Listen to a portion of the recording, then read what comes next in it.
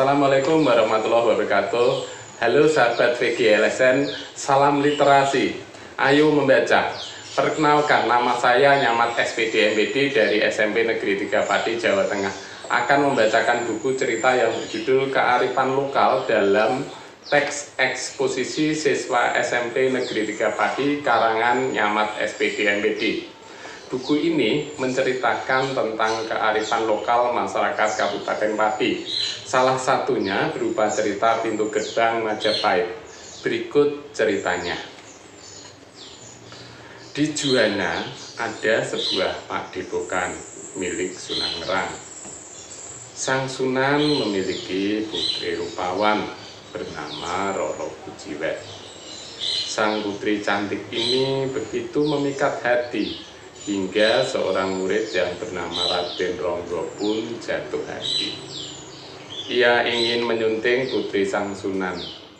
Pucuk dicinta, ulang pun tiba. Sang putri menerima cinta pemuda. Roro Pujiwet sendiri mau diperistri asal Raden Ronggo bersedia memboyong pintu gerbang Majapahit ke padepokan dalam waktu semalam sebagai mas kawin. Dan ternyata Raden Ronggo menyanggupinya. Maka berangkatlah Raden Ronggo ke bekas kerajaan Majapahit. Sayang, sesampainya di sana, ia kecewa.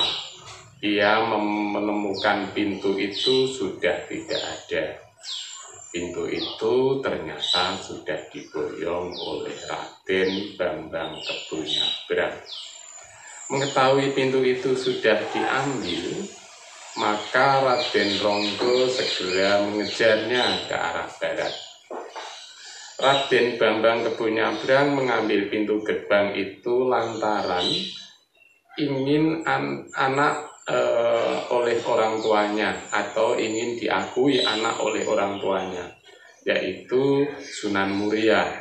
Karena ia adalah putra Sunan Muria dengan Dewi Sapsari, putri Ki Gede Kebu Sebo Menggolo.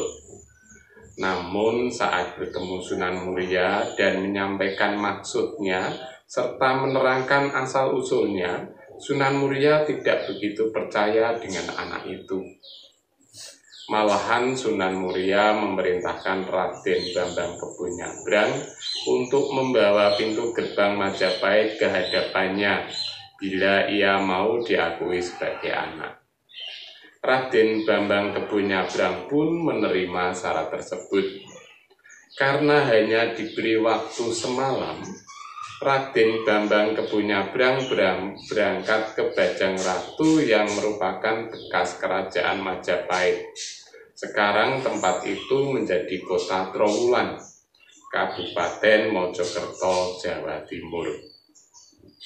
Raden Ronggo mengejar keberadaan pintu gerbang itu sampai ke sebelah barat kota Pati.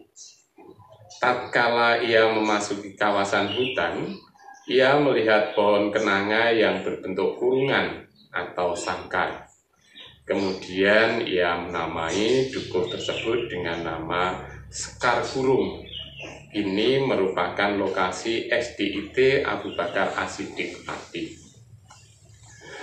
Karena belum bertemu dan membawa pintu gerbang, ia melanjutkan misi pengembaraannya untuk mengejar Raden Kebonyabrang. Akhirnya ia pun menemukan Raden Kebonyabrang yang sedang istirahat. Segera pintu itu dimintanya. Namun Raden Kebonyabrang menolak memberikannya. Maka mereka berdua terjadi pertengkaran.